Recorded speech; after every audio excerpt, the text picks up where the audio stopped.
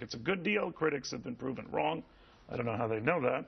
But we do know that Vladimir Putin was meeting with Benjamin Netanyahu today to calm him down, to assure him that all was well and good. How do you feel about all that? Well, I think the Iran deal is a terrible proposition. I can't think of anything that equals that. From my standpoint, it's unexplainable why you would want to take the world's most deadly state sponsor of terror. You're going to lift the embargo on ballistic missiles, lift the embargo on conventional weapons, lay out a way for them ultimately to acquire nuclear weapons, give them $150 billion, and do that as though you can ignore the wishes and desires of our traditional allies in the region, or even the threats to the United States. I mean, this is a very, very serious potential threat. Excuse me, but there were some of the presidential candidates, I know you said, rip up this agreement, start from scratch. Others advocated, Lindsey Graham among them. You can't do that.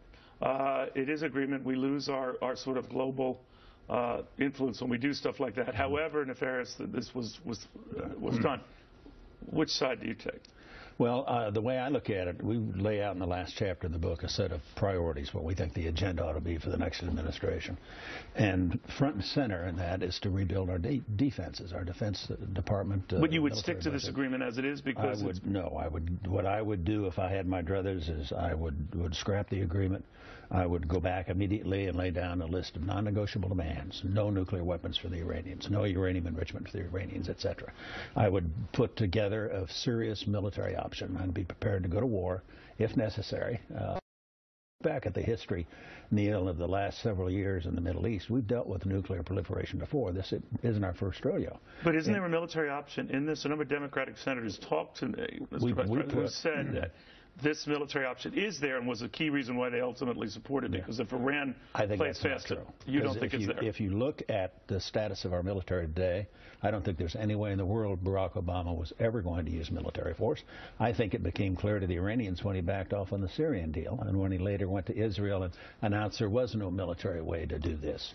The Iranians knew they had him from that point on, and he would give anything, virtually. So what happens in these next 17 months or so, before I'm sure you hope a Republican takes the White House? What is Iran going to do in the interim? Well, they've already, for example, violated the agreement. Soleimani, the head of the Quds Force, has already been in Moscow. He's supposed to not even travel yet. He's been to Moscow to do a deal with Putin for the S-300 anti-aircraft system. So it's they're ignoring it already. If you look at their defense minister, that's the job I used to have here in the U.S. He's already made statements that we're not going to pay any attention to those. We'll buy what we want to buy whenever we want to buy it.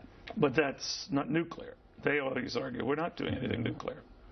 Well, we'll see whether or not they do anything nuclear. But the deal doesn't just deal with nuclear. The amazing part of it is at the tail end they went in and threw in all of this other stuff with respect to lifting the embargo on ballistic missiles. That was never part of the negotiation.